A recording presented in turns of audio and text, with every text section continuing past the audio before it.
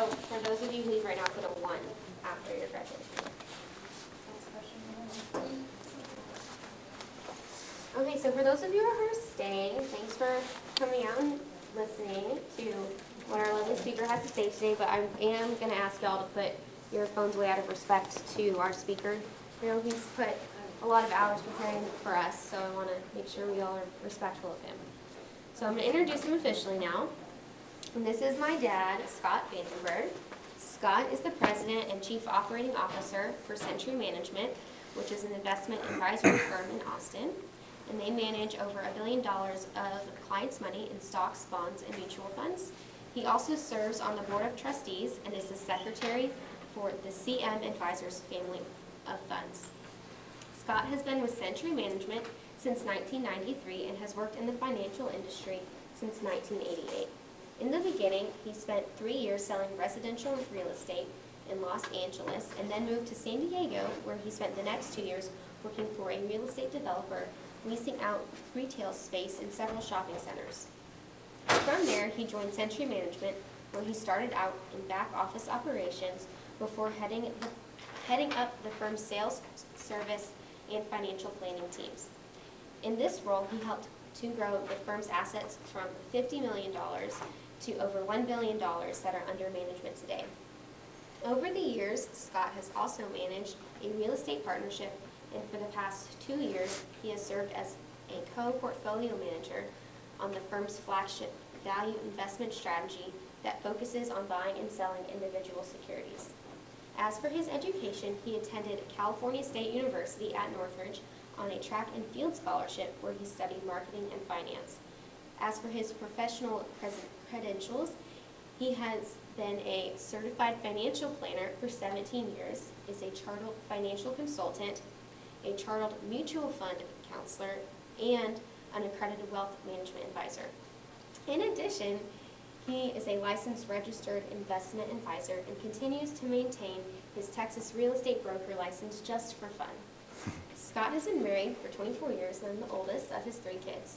Tonight, using a few rules of thumb, Scott is going to share with us how we can all become millionaires regardless of our career path.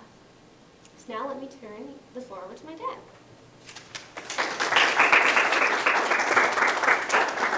All right, well, thank you very much and good evening. I appreciate you taking time out of your schedule to be here. It shouldn't just be for the points, though. There's some good stuff that we're going to talk about. So this topic here, how to become financially independent, is near and dear to my heart because over my years in the financial business, I've seen a lot of clients generate a lot of wealth, and for some of those clients, we manage their money. But I've seen, unfortunately, a larger number of people never accumulate any type of wealth. And it's not because they weren't smart or aren't smart, it's that they were never told. We never hear about financial topics when we're going through our K through 12 school education, and we don't really even hear about them in the university level. I have found that unless somebody specifically knows they should be seeking out this information, or they reach their age into mid-40s to 50s where they start to see their neighbors and friends start maybe getting involved with financial topics, that at first they get an awareness at that time. So there's a real void of this kind of information. And more than 90% of the classes you're ever going to take, if you just follow the rules of thumb I'm going to tell you today, I don't care whether you're going to be a doctor, a lawyer, a social worker, teacher, you can truly all be millionaires because it's really simple stuff. If it required calculus, I wouldn't be able to be here and teach it to you. So let's start off with the first question. Does anybody in here want to be a millionaire? Every hand's going to go up? We're missing one hand. Okay, so if you don't want to be a millionaire, that's okay. Money means different things to different people. And I actually learned that in my financial planning career one time. I was helping a family budget, and I was showing them that they needed to really cut expenses. And they had a line item for giving to the church, and I suggested that they reduce that amount. That was not a good suggestion. So what I learned very quick was that it's not my job to tell people how they should live their life. It's my job to tell people whether they can afford to live the life they're trying to live and give them that guidance, and it's their decision to make. So, but even if you don't want to be a millionaire, you should all want to be financially independent. So you don't have to rely on others for your livelihood, or whether it's your family members or the government, you can rely on yourself.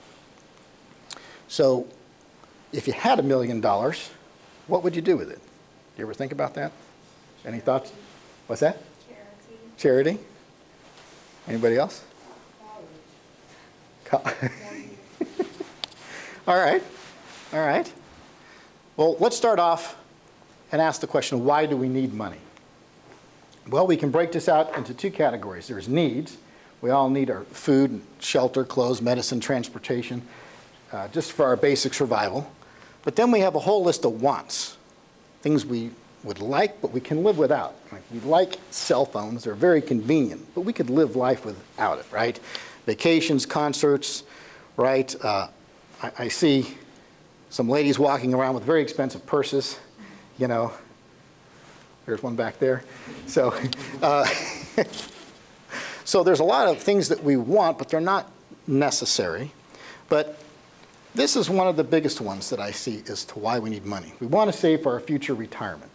Now, the reason this is important is that we're all going to reach a time in our life where we don't have the mental or physical capabilities to continue to work, right? I see a lot of people, I've noticed, they can work through their 70s, but when they start reaching about 83 to 86, even the healthiest folks, they start to just slow down a little bit. So there's going to come a time in our life where we're going to need some money saved away so that we can retire. Now, some people may want to retire earlier so they can travel the world or whatever it is that you want to do.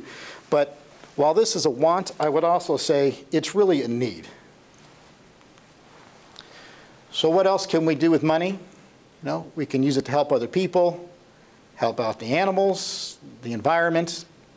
We can help support innovations, right? And we can help support our religious affiliations, schools, and the arts. So there's many things we can do with our money to make the world a better place. But while I'm going to talk a lot about money and wealth and things like that for the next 45, 50 minutes, there's some things that money cannot do, and it's always important to keep them in perspective. It's not going to buy us true love. It cannot bring us true happiness. It cannot buy us true friends.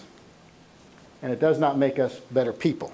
And it's really important to keep this in mind while we're talking about money, okay? But what money can do is that it gives us the freedom to choose. It gives us options. It allows us to be independent. And as my grandfather told me, it helps to soothe the nerves. Especially if you ever reach these situations where you get a flat tire or something goes wrong with a car or some situation comes up and it's going to cost you some money and you hadn't planned for it, you know, and now you got to borrow money off a credit card or from a family member and it puts you in a bind. You know, if you have the extra cash sitting there, it soothes the nerves. So that's the kind of things that, you know, money can help us do. So I've written down here, kind of moving on to our next part, what I call the secret formula. It's just my secret formula. But anyway, the first part of this, I want to talk about some of the wonders of the world, because what I'm going to talk about now really fits into this category. When we think about the wonders of the world, you've got the Great Pyramids, the Taj Mahal, Great Wall of China, the Colosseum in Rome, and Stonehenge, Panama Canal, Hoover Dam, the internet, all these great man-made things, right? And then the natural things like the Grand Canyon, the Great Barrier Reef, and Mount Everest. But what also belongs on this list is compound interest. All right? Actually, I thought your eyes were going to glaze over. That was a good response. Okay, and to quote Albert Einstein, compound interest is the eighth wonder of the world. He who understands it earns it. He who doesn't pays it. So you think about the credit card companies and the banks. They're making money, right, because they understand it. And then all the people with the credit cards and all the debt, they may or may not understand it, but they're on the other side of the equation. So I want to explain how this works, because this is part one of the formula. So first, what is interest? Well, interest is simply the cost of money, right? You're going to go out and and borrow something, you borrow money for a car or your school, at the end of the day, someone's going to want a little bit of interest for having given up their money for a period of time. But there's two types of interest. There's simple interest and compound interest. And I promise this is as wordy as this is going to get tonight. Simple interest is a set rate on a principal originally lent to the borrower that the borrower has to pay. So let's take a look as an example. Let's say you make a loan to somebody for $100,000, and at the end, you have 5% interest. At the end of the year, they owe you $5,000. Year two, same principal amount, 5%, another $5,000. Cumulatively, you've earned 10. And if we keep going down this exercise, every year, the balance is at $100,000. They're going to keep paying 5%. At the end of 10 years, you got your money back of $100,000, plus you made $50,000 of interest, okay? Now here's what compound interest is, and this is where the magic begins. Compound interest allows us to start earning interest on top of our interest and not just that principal loan amount. So how does that look? So we have a $100,000 loan again, 5% interest. $5,000 is the dollar amount, just like it was in the first example. But now, at the end of the year, that interest payment gets added to the loan balance. And we carry that forward to the beginning of the next year. And now we get to charge 5% on not only the principal, but that interest that we had previously earned. So now 5% of this gets us $5,250. We add this back to the beginning balance. There's our ending balance now at $110,250. Again, that's the beginning balance. So think about it as your credit card. You make the minimum $20 payment, but you didn't pay all the interest owed. The next time you get a bill, they're going to charge you on the amount you borrowed plus the interest that you never paid back, right? So they're getting interest on interest. And so this is how money starts to grow. Well, at the end of this example, you have gotten your $100,000 back, but you would have received $62,000 in interest. So let's compare the two. Under this compound interest formula, it's the same $100,000, it's the same 5% interest, but you would have earned $12,889 more. That's 25% more. That's a lot. And just in case you can't relate to 25%, just imagine if one of your years of school was paid for, right? Or you have a card in your wallet that says anytime you go buy something, you get a 25% discount, or you can get 25% more at no extra cost. So 25% more is a meaningful number. But that's the difference. So you want to think about your interest earning interest, and it's growing. You can also think about this in terms of your profits going. Let's say you bought a house for $100,000, and 5 years later you sell it for $150,000.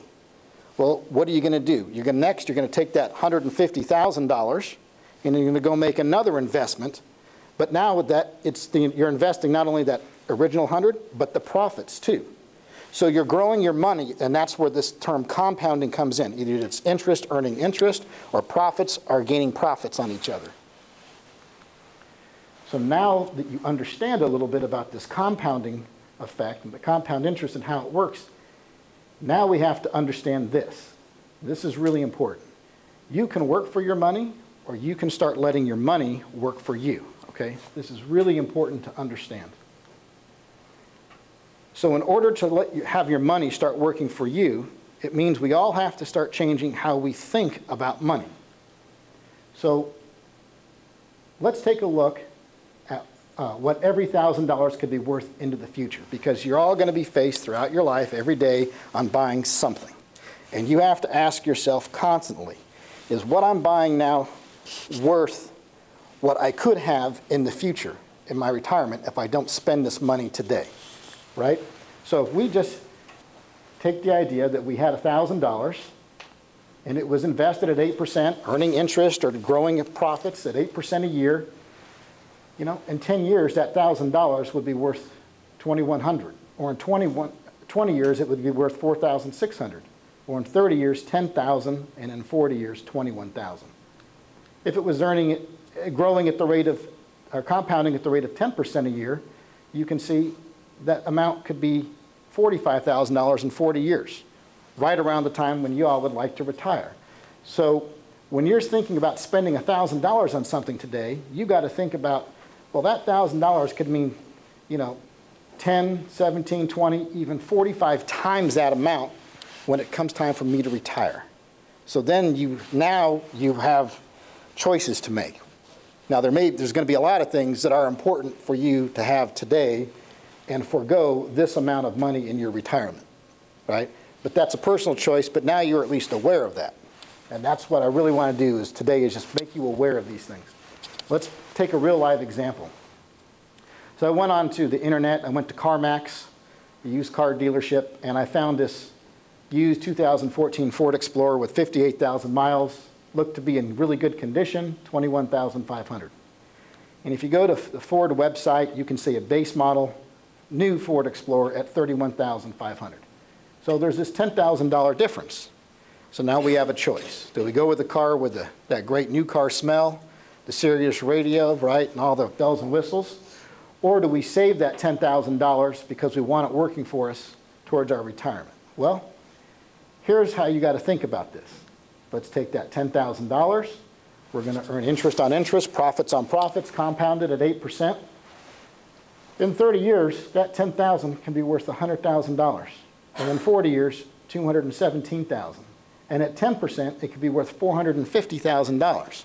So then you ask yourself, I can drive this car, or I can drive this car, but this car is going to take $200,000 to $400,000 away from my retirement. Is that worth it to me? Now, for some people, maybe that it is. That's a personal decision. But look how that one simple decision made over someone's lifetime can make a difference. Oh, hang on. So that was the compounding. That's part one. Part two. So what is one of the greatest, the most important assets each of you have in your life in this room at this time that your parents don't have, your teachers don't have, that I don't have? All of you have something in here that none of us have. What is that one thing? More important than anything else? Almost, but it's important. It's time. You've got the benefit of time, and you cannot waste this time. And if you don't take anything away from this discussion tonight, other than this, you're way ahead of the game. Time is really important. So let's think in terms of you get out of school, you get that first job or two, and now you're 23, 24, 25, and you're thinking about working your 40 years to get you into your 60s to retire. Some of you maybe do it sooner, some a little later, but let's just think in terms of 40 years to see how dramatic this can be. Let's say that you were going to save $2,000 each year for 40 years and stick it under the mattress, you would have $80,000. Because now we just learned about we can earn interest on interest and earn profits on profits and grow our money. Let's say that money grows at 8% over those 40 years. That $80,000 can become $500,000. And at 10%, it could become $885,000. Now, how much money do you need to save per day so that you can put this away a year? That's one Venti caramel macchiato away from having $500,000 to $800,000 in retirement. Everybody in this room can do that. And I'm going to tell you why. Because there are 2,080 hours in a work year.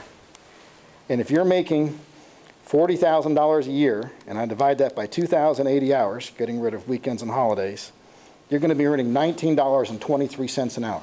Let's call it. So if you look at that, you only have to work about 15 or 20 minutes into your workday as someone who's earning $40,000. So let's say a teacher works for 20 minutes, gets the kids settled down, hasn't even started class yet, right? They're on the path to have $500,000 to $800,000.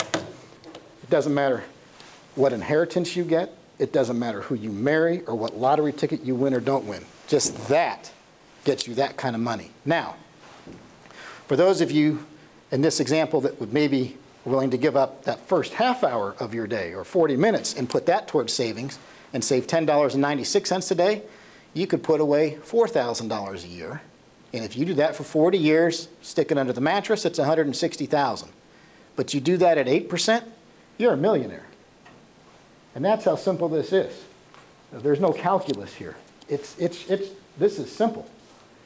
Now, If you're putting these away in an account called an individual retirement account or an IRA, it's an account that the government allows you to invest money in each year where you don't have to pay taxes on the growth of the dividends or the interest or any of the gains in there. It's basically tax-free until you pull it out. And there's even one type called a Roth IRA where you can put it in.